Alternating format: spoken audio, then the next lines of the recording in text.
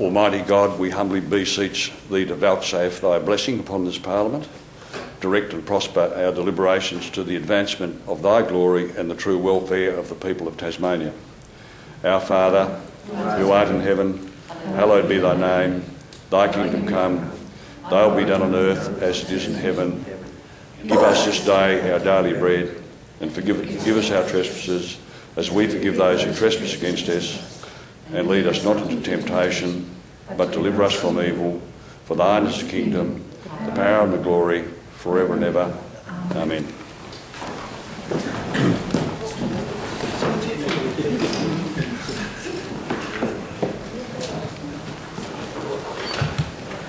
Has any honourable member a petition to present? Has any honourable member a notice of question? The honourable member for Apsley. Thank you, Mr Deputy President. Tomorrow I will ask the Honourable Leader of the Government, firstly, how many persons requested legal representation, advice or information or referral services through the Legal Aid Commission of Tasmania for 2009-10 and 2010 and 11? And secondly, how many of those individuals qualified for and received services from the Commission during those years?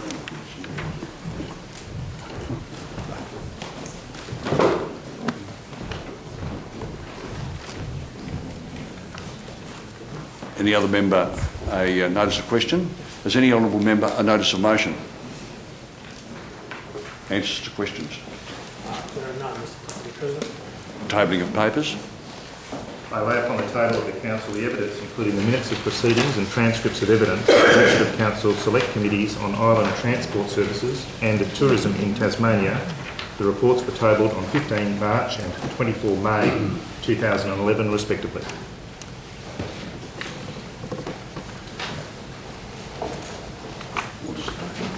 Orders of the day? Order of the day number 1, Taxation and Related Legislation, Miscellaneous Amendments Bill 2011, number 27, third reading. Mr Deputy President, I move that the bill be now read the third time. Question?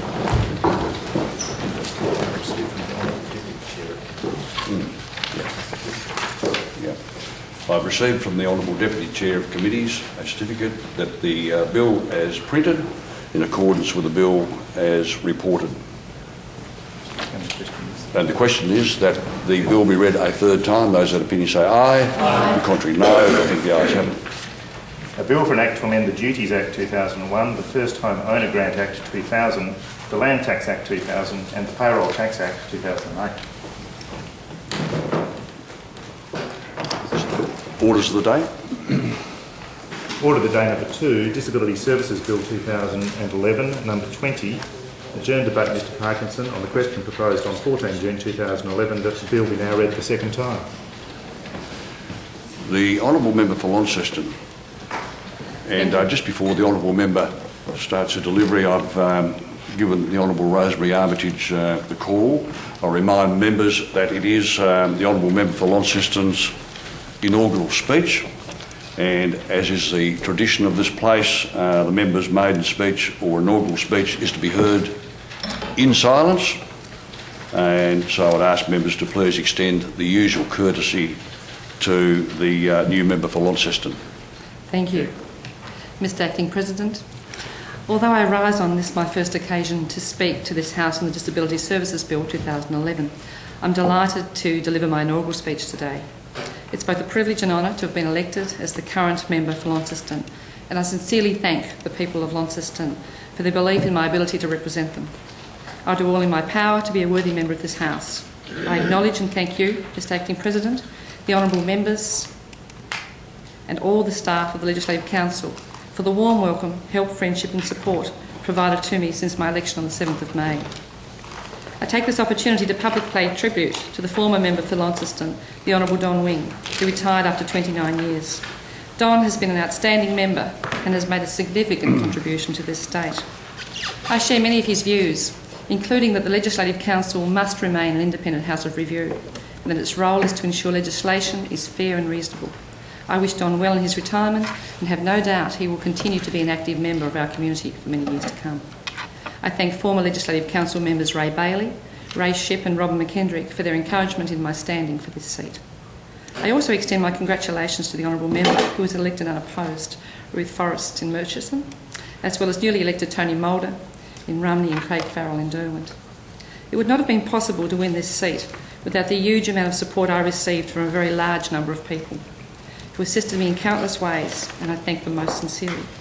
While everyone helped me enormously, it would be remiss of me not to mention Peter Emerton and the McCormick family, who over 2 election campaigns walked marathons, tirelessly helping me to deliver brochures week in, week out. My campaign team in particular put their lives on hold for at least 6 weeks. Got blisters from banging in star pickets putting up signs, electric shocks from standing too close to the fence with the cutters in hand, and abused on occasions. Once coming to mind when an elderly lady said she wouldn't possibly vote for a woman as that Gillian Gillard had already ruined the country. Team Armitage members included Mandy Beveridge, who was invaluable, undertaking many tasks and giving wise counsel. Dynamo Sue Freeman, who consistently managed the impossible, from designing the posters to embroidering Vote 1 Armitage t-shirts late into the night. Teresa Hatton, who kept me on track and never let me get ahead of myself. Amanda Marr, with her infectious personality, keeping us all laughing, particularly while handing out brochures in the freezing cold. And Chris Williams, who brought us back down to earth with his common sense approach that we so often needed. Thank you all so very much for your belief in me. Everyone's contribution was outstanding, but special mention must be made of Barbara Yude and her husband Leonard. Barb has been a rock, and this was especially appreciated and noticeable following my defeat by 3 votes in the Launceston mayoral election in 2009. She worked so hard then, and I was amazed that she was ready and willing to do it all again in 2011 for the Legislative Council seat of Launceston. Nothing was impossible for Barb. Whether it was decorating Bruce's 4-wheel drive for Agfest, thank goodness he didn't see it, or finding me in office to do a radio call for the ABC in amongst the noise of the Agfest crowds. Where? In the soundproof cab of a shiny new tractor. And when the salesman wondered what was happening, Barb, as only Barb can, told him it was fine. I was simply doing an interview. Barb and Leonard also undertook the unenviable task of scrutineers, vowing to never do it again following the extreme stress of the many recounts of the mayoral vote. But when the time came, they were there for me again at close of polls. My partner Bruce was absolutely committed to the cause, and along with my 4 sons has always been there for me. This is not a task one could readily take on without family support, and I sincerely thank them for assisting me to follow my dreams. Since the election, Bruce has also become my driver, giving freely of his time to see me ensconced in Parliament, while he selflessly spends hours in the Maritime Museum and shopping and visiting friends. My mother Nancy found a new calling. After one afternoon's door knocking with me, Mum decided this was something she could do alone, and headed off, brochures in hand, to let the electorate know why her daughter should be the new member for Launceston. Thank you for being a wonderful and devoted mother. My message would be that it doesn't matter how high you aim. If you're committed, dedicated and passionate to the cause, you can achieve great things. Ability is what you're capable of. Motivation determines what you do, and attitude determines how well you do it. Born and raised in Launceston, I attended St Thomas More's Catholic School through primary and secondary years, followed by a year at the Technical College School of Commerce. I worked in various fields following my school years, but I believe my time as an electorate officer for Kevin Newman, as firstly Minister for Repatriation, followed by Minister for Environment, Housing and Community Development in the Fraser Government, and then as the Superintendent's Executive Assistant at the LGH in the late 70s, early 80s, gave me an awareness of community needs and health issues in northern Tasmania, which is still equally important today. For approximately 20 years, I was a stay-at-home mother to my 4 sons, until the opportunity arose for me to take on the part-time position of Executive Officer of the Northern Division of the Tasmania branch of the Australian Medical Association, a position I hold to this day. This position has also enabled me to have a greater understanding of the problems facing our doctors and their patients. I was also employed for a number of years in the field of oncology, followed by several years as a real estate agent. Working in oncology, one sees true strength from people often facing the inevitable, and you realise what is really important. My real estate training was a good basis for politics. It taught me to never leave people in doubt and keep them informed. I stood for local government as I was disillusioned by council's performance. I believe rather than complain about something you don't like, We should do something about it. I was elected as an alderman in 2005, deputy mayor in 2007, and missing out on mayor by 3 votes in 2009. While I hold no university degrees or diplomas, what I believe I have is far more important. I'm in touch with my community, I have a degree of common sense, and I have a determination, dedication and passion to help people and the community as a whole. I've been described in the past as radical, but I believe the word is passionate, and I thrive on hard work and the feeling of success that comes from making someone's life a bit better and brighter by assisting them with various issues that are often of great concern to them. I stand by my election promise of being available at all times and of being committed to doing the very best I can during my term in office. The electorate of Launceston is a diverse area, briefly known as Paterson, between 1999 to 2008, when fortunately sanity prevailed and the electorate was again named Launceston. I'm delighted to be elected as an independent member. I have never been a member of any party and will never be a party puppet. It is my strong belief that the Legislative Council must remain an independent house of review, and it is our role to ensure legislation is fair and reasonable. During my election campaign, I found overwhelmingly that there remained a real belief among voters that the upper house is a place for independence of thought and speech, free from party policy constraints. It is difficult to understand how legislation can be reviewed without bias by party members, as obviously they must always follow the party line. To me, that negates the whole purpose of a house of review. The same issues kept coming up again and again with voters during the campaign, particularly concerns about funding for the Launceston General Hospital, soaring power and water bills, lack of availability of natural gas, adequate police numbers, law and order issues in the city's heart, and the sorry state of the once proud Tamar River. However, with the Tamar River falling within the electorate of the member for Rosevears, the Honourable Kerry Finch, I'm sure he will continue to seek ways of removing the silt to return it to the jewel in the crown of Launceston that it once was. The cost of living is becoming increasingly more difficult for everyone. It starts with families. They're the cornerstone of our community. They bring up our youth, our future. Our young people need a good basis to build upon. Sound education, steady employment and affordable housing. If they must leave to further their careers, we need to have a place they want to return to with their families. But our elderly must never be forgotten. We owe them a huge debt. All too often this group is neglected, and I'm sure we all know of aged people who can't afford to turn on their heaters and shiver and freeze during winter. Safety in our homes and our streets continues to be an issue as well for many. While our police do an incredible job in ensuring law and order, we must support them and ensure that their efforts and results are not downgraded by budgetary constraints. This would be a truly retrograde step in a false economy. Budgetary short-term gain, but certainly no long-term vision, as crime would inevitably climb, thus costing the community more in other areas. Speaking on the budget, the size of our bureaucratic empire concerns me. For an example, look at the new sewer and water corporations and the likelihood that charges will double. No additional service for most, just twice the price. Now especially for the member for Windermere, the Honourable Ivan Dean. Recently I received a congratulatory message from a friend working in the area of heart disease, which I would like to share. She added, "Perhaps the Gidding government can give health the uselessly spent fox eradication money to help us eradicate heart disease. What do you think? We do evidence-based stuff. Fox eradication is like looking for weapons of mass destruction. They must be there." Which brings me to the issue of health. We've been fighting for a fully funded and resourced Launceston General Hospital that returns to local autonomy with clinical governance and control in the north for far too long. And I'm so very pleased to see that the government has listened to the people and delivered on their promise for a local hospital network for the north of the state. On the 14th of May 2004, we had the Richardson Report, a report of the Expert Advisory Group review into key issues for public and private hospital services in Tasmania. In response to that report, a report was commissioned by the member for Nelson, the Honourable Jim Wilkinson. While there were 11 conclusions in the indicative summary dated 24th of November 2004, I think conclusion 1 sums it up well. The Richardson Report highlights a variety of difficulties within the Tasmanian public and private hospital systems in great detail. It avoids serious questions over funding. Its recommendations are basically rearrangements of the current system. It notes that 32 factors are impinging on its recommendations, and most contributors, the report are cynical about its value and strident about the need for increased funding. In September 2007, along with pensioner Ray Marsh, I organised a public rally in Launceston Civic Square attended by over 5,000 people. This was said by many to be the turning point and showed that people in the north really cared about their hospital.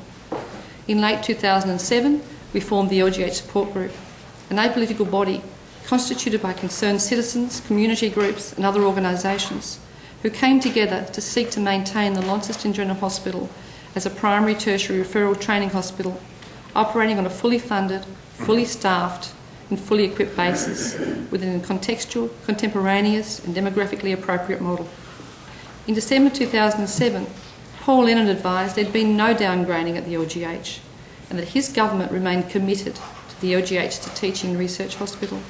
In February 2008, Dr Christine Bennett, who was at that time the Chief Medical Officer for private health insurer MBF and former head of Australia's largest teaching hospital, Westmead, was appointed chair of the Health and Hospitals Reform Commission, set up by the federal government in an endeavour to develop a blueprint to heal the nation's ailing healthcare system. On the 5th of March 2008, the Honourable Ivan Dean, member for Windermere, moved that a select committee be appointed to inquire into and report upon the state public hospital system. In 2009, the state government reintroduced the three-area hospital service system, which was supported by the then Health Minister and now Premier Lara Giddings. This immediately improved the management of the LGH and the regional hospitals in the north of the state. I believe we must maintain this organisational model and include primary health under this umbrella. On a visit to the Launceston General Hospital in 2010, Prime Minister Rudd stated, "Frontline staff compared to state bureaucrats know best, that the Launceston General Hospital is the logical centre of a hospital network. There are more reports here than on the Tamar River silt, and it's essential that we don't just get lip service, that at the end of these inquiries, real and beneficial changes are made. Good healthcare is a right, not a privilege.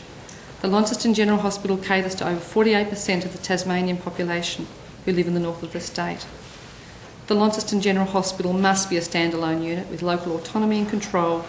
The hospital staff who are working hard to provide the people of the north with first-class healthcare must be consulted and supported, not pressured by state bureaucracies. They should be spending their time treating patients, not having to fight bureaucracy." In late 2010, I coordinated the Northern Local Hospital Network Support Group, which included members of Parliament, both state and federal, local business, clinicians and representatives of the AMA, St Luke's Health, the Examiner newspaper, local government, Launceston Chamber of Commerce and the Association of Independent Retirees. The group campaigned hard for a financially autonomous local hospital network, being firmly of the view that local means local, and that a single hospital network for the entire state was clearly inappropriate. It was agreed that as a guiding principle, administration and management should be located as closely as possible to where care is delivered, with budgetary authority to determine resource allocation at a local level. The state naturally falls into three population centres, and each has significantly different challenges in healthcare delivery. Three truly local hospital networks, finely attuned to local needs, will have the best chance of addressing the unique demands and difficulties of each region. This is about the health and well-being of our community, and North and North West Tasmania has some of the worst health outcomes in the nation. A local hospitals network with clinician and consumer input devolves the decision-making process to the locals, rather than having it prescribed by a distant bureaucracy. Local clinicians' community representatives are best informed as to the needs of their community, as well as how and where to provide it. This does not negate the collaboration, communication and support we currently achieve with our northern hospitals, public and private, as well as with Hobart, and the occasional interstate tertiary referral. We also maintain statewide advisory committees in all the major disciplines. We don't need new or more administrative committees. On the 13th of December 2010, Health Minister Michelle O'Byrne said there will be 3 local hospital networks, and the local hospital network would be accountable to the Parliament and to the people to make sure that the services they provide are according to the needs of each of those communities. The Minister also said that the local hospital network would be responsive to the needs of the local community. I repeat, I'm delighted to hear that the Health Minister and Government are standing by this commitment to the community, and I congratulate them on this decision. However, I will be cautiously watching with interest, as obviously the devil will be in the detail. It is widely accepted that meaningful reform of Tasmanian healthcare delivery is desperately needed, and this decision should build on the early success of the 3 area health services and lead to improved patient experiences. This is a rare opportunity to fundamentally reform health delivery in the state, and on behalf of the people of Northern Tasmania, I thank Minister Michelle O'Byrne and the state government for abiding by its original commitment to the people of Northern Tasmania. Mr Acting President, I'm sure the road ahead won't always be easy, but I look forward to the challenge as well as working alongside yourself and the other honourable members, and I can assure you I will always have the best interests of my constituents at heart. In conclusion, I support in principle the Disability Services Bill 2011, which aims to respect the inherent dignity of people with disability, freedom to make their own choices and the right to independence. Thank you. Yeah. I'd just like to acknowledge and congratulate the Honourable Member for Launceston on her inaugural speech, and I also omitted to acknowledge her supporter base sitting in the President's Reserve. Thank you. The question is that the bill be read a second time. The Honourable Member for Murchison. The question is that the debate stand adjourned. Those of that opinion say aye. Aye. The contrary, no. I think the ayes have it. Orders of the day. The Honourable Leader. Mr Deputy President, I move that the sitting be suspended until ringing the division bells to facilitate a briefing on this bill. The question is that motion agreed to? Those of that opinion say aye. Aye. The contrary, no. I think the ayes have it.